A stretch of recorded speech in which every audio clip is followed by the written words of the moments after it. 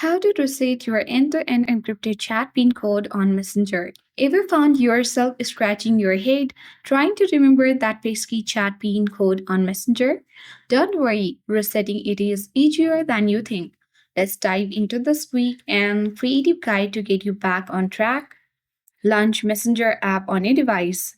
Ensure to log in or sign into your account. Tap three-line icon at top left corner of the screen. Select the Your icon at top right corner of this panel. Scroll down, open Privacy and Safety. Tap on End-to-End Encrypted Chats. Tap Message Stories. Now tap Reset PIN and create your new PIN here. Now re-enter your PIN to confirm your PIN.